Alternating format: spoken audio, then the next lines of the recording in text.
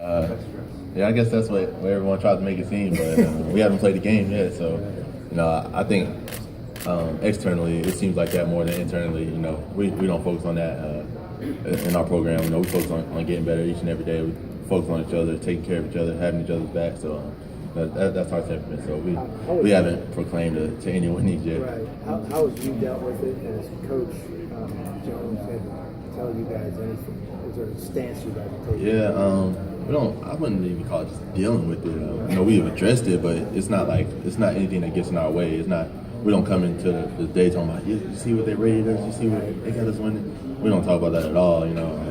Our conversation is about football, about getting better, about what are we planning on accomplishing this year and things like that. We don't. It's not on expectations and things like that. What do you take away personally from Oklahoma and Florida? Because that might have been the difference. Yeah, definitely. Those are just two games we didn't finish. We didn't stay aggressive. We were up and we didn't stay aggressive. We became relaxed. And I think as a team, we've learned from that. You can look at the end of the year and you see us finish some games. You see a whole mentality switch towards the end of those games. And I think we definitely learned from that. We've grown. How disappointed do you think you guys would be if you're not, finishing? Yeah, I've been saying all day, I focus on positivity. I don't really focus on negative, so I don't think about being disappointed or think about coming up short. That's not how I operate, and I don't think that's how our team operates. We come, try to put our best foot forward, and we think the game will take care of itself if we prepare and we work and we grind and we stay focused like we always have. That said, how tough were those two Florida losses, having them beaten in the fourth quarter, and the fact that they've had that winning streak on you guys? They've had the streak over the years, but like I said, we just let those games slip between the cracks. But after the game, we review the film. Monday is a new week, and that's our mentality. We review it, we correct ourselves. Monday it's a new week, and we're not focused on that right now. I don't look back and say, well, last 2 years against Florida, we didn't do this or we didn't do that. That's not our mentality. That's not really our culture as a team. We focus on it each week. We focus on getting better. We focus on taking care of each other. We focus on having each other's back. And that's the culture of Tennessee, and that's what you see on Saturday. How critical is that game, though, to the program to get over that hump? And yesterday, Jalen Tabor basically guaranteed a victory again for the Gators this season. Yeah, like I said, that's not the temperament of our team. And if that's them, there's no problem with that. But that's their temperament. That's his temperament. I'm gonna talk. That's not what we do. It's not about being chatty for us. We work, we grind. That's what we do. We come in. We start our workout, and we get ready to go. We improve ourselves. As far as the temperament of our team, our culture, that's not who we are. But the game itself, though, how important is that to you guys, the fan base, just for the program, just to take that step forward? It's just as important as Appalachian State. It's just as important as Virginia Tech. It's just as important as Tennessee Tech. It's just as important as Alabama. I don't think truly. I don't focus on that at all. I focus on each game, each week, and that's what our team focuses on. We don't look past it. You got to prepare each and every week for every game. So externally, I know it seems like that. You look at the schedule, you set it up. Well, you got to be here by this point and things like that. But from a player standpoint, you can't view it like that. If you focus on external expectations, that's taking you away from focusing on your teammates.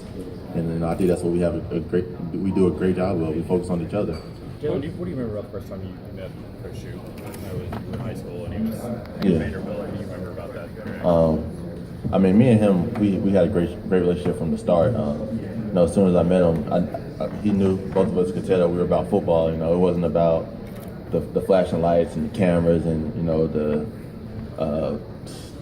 campus and things like that. We're football guys, and that's what I love about him. That's what I respect so much. Every day we can talk about football, but we can talk about life also. He asks us how we're doing, he checks on me, asks about my family and things like that. So we've always had a great relationship, and I think he's also like that with other guys on the team as well. What is something he's taught you, maybe about the game or about life, that really stuck out to you? Well, we're always in the film room with each other, so just seeing how we view things different, what we call things, and how we handle things, or how we see players, what we think make players good, and things like that. And from a football standpoint, we just talk about kind of our different ideas and philosophies and things like that. But even just off the field, he always checks in.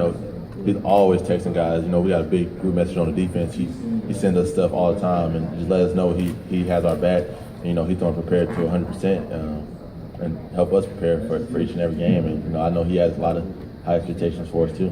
Coach Jones talked about a motivational video that you kind of compiled in the off season, a several point video. Can you talk about that and kind of what the message of that video was? Well, the video I think you're talking about, it's one. It's just some plays from the spring that I saw that mimic some things from the season, and you know, it's not good when those same mistakes repeat themselves. So it was a couple of plays that happened in the spring that were almost identical to what happened in the season, and they were in key points of the season, key losses that we had. And you know, actually Barnett was the one who came up to me with the idea. We were on the practice field, and you know, he saw something. He was like, "That was just like this game," and that's what kind of gave me an idea of it. So you know, I just wanted to show the team that I think some things that we got to correct. And you know, it's not about me telling the team what to do, but you know, it's just about being open. And if you see things, you have to nip them in the bud. You got to correct them. And you know, if I see it, I'm sure somebody else sees it. So. You said you included a couple of your own mistakes on that video. Why was that important to do you think? Just because I'm, you know, I might have this hype, but you know, I still struggle as a football player too. You know, I'm not above anything. I make mistakes.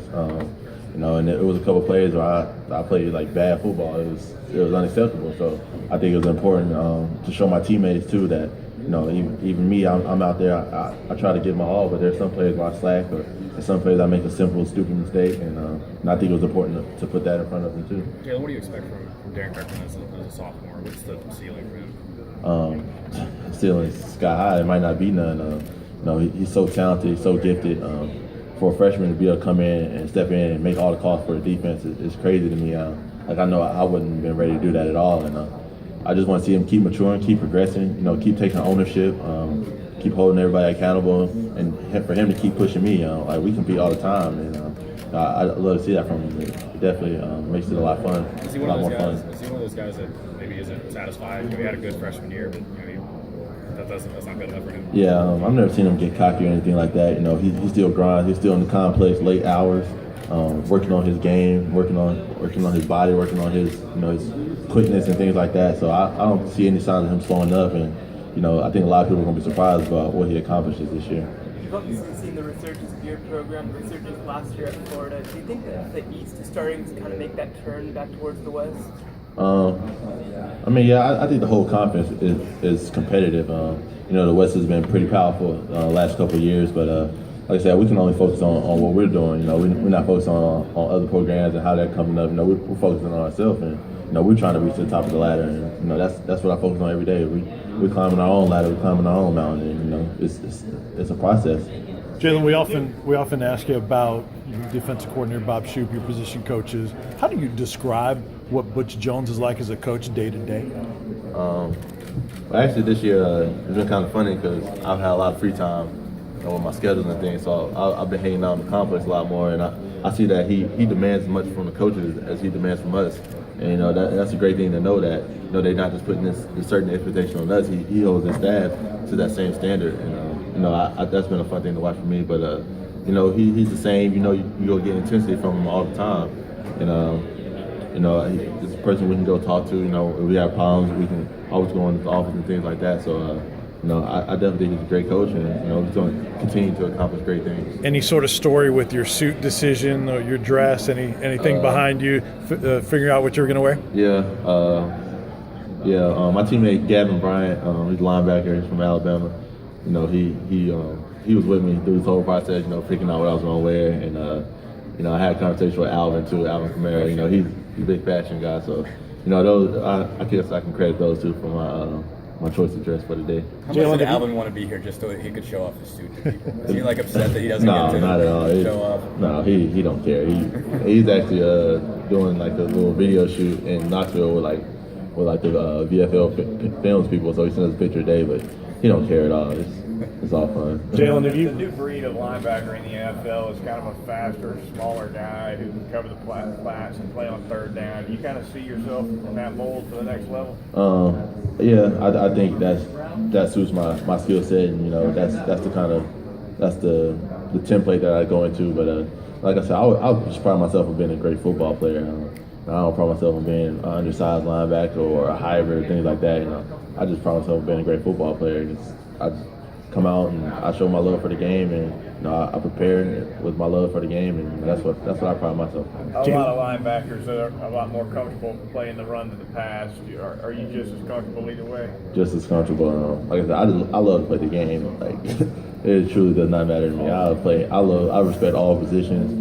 I study the game. Sometimes I watch film. I watch O-line. I always talk to Coach Mahoney about O-linemen. I watch receivers. So I love the game itself. So it's not just about loving playing linebacker to me. Who's your favorite linebacker in the league? My favorite linebacker in the past has probably been Navarro Bowman. I think Luke Kuechly's really good. Lately, I've been watching Anthony Barr with the Vikings, and this is my first year really watching him. Levante David down in Tampa. I like the way he plays. Guy who's kind of surprising last year was Stephon Anthony with the Saints. I kind of like his game, so yeah, I study the game. I'm not just I don't just play. I pride myself on my mental abilities, and I could go on forever. But Jalen, when you guys have those trash talking battles on Twitter or anywhere else, Congo posting a video, stuff like that, is that a sign that you guys are feeling yourself, or it's just that? No, like I said, that's not really the temperament of our team. Combo was doing that before he really came to school, and I don't really think he's posted anything since he's been here. And the Florida thing, it might have been like two tweets sent back, but that's not really the temperament of our team. That's not truly who we are. Like we don't really. I respect players, I respect the program, but that's not something that we look into. That's not something that's not really our culture as a program. What can people taught you, or even opened your eyes to that you didn't know already?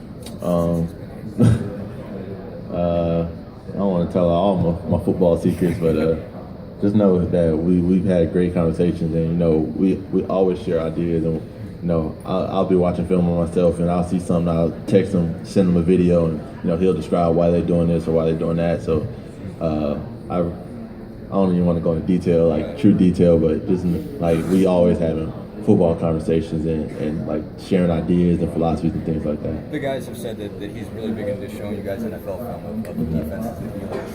How much has that helped, basically, and what's that kind of opened your eyes to? How much does he kind of use that as a focal point, and what's that done? Yeah, you just notice that it's a completely different game. Just from the size of the field, the hashes being closer, that can explain why guys play things a certain way, and it's just gaining your overall football knowledge. It's like taking a class in just football knowledge, and all the guys are always in there with them, from the safeties to the linebackers to the corners, and I think that's been a great thing. I think everyone's been able to learn so much, in even a short amount of time, because it's not like a dreadful session. You just go in there and it's open. It's just discussion. Rashawn Golden says he calls him Rain Man. He said it's like amazing what he can recall and basically how he can find film that fits the purpose. What's his mind like? Yeah, he's definitely a smart person. Yale guy, so you can tell he has the mental capabilities to handle a lot, and he definitely throws a lot at us, statistics and ideas and philosophies and things like that. And it's just fun to learn from him. Fun to see how he sees things, and how we interpret things and how he interprets things. So it's definitely a fun process, but he's definitely bright.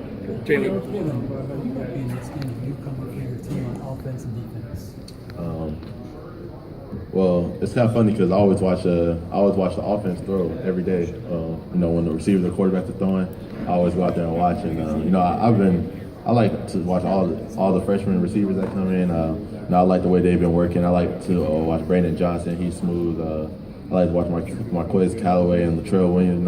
They all bring something different. So I've had fun watching those receivers, and this whole freshman class as a whole. They work. They really work. They have no big egos. They didn't have any I'm coming in, I'm this star, I'm that star. Those guys work. And, they're part of us, and those guys are catching on fast, and it's been fun to see. Defensively, I love the linebackers, Daniel Petula and Jaquan Blakely and Nigel Warrior and Balin Buchanan. I talked to all those guys, combo up front. So it's been fun. All those guys have been impressing me just by their work ethic and their mentalities. Coach Jones was talking about how you guys kind of rebooted after the Arkansas game. That was your third really tough loss in a short span. What do you remember about that game? How the team felt, and how did you guys,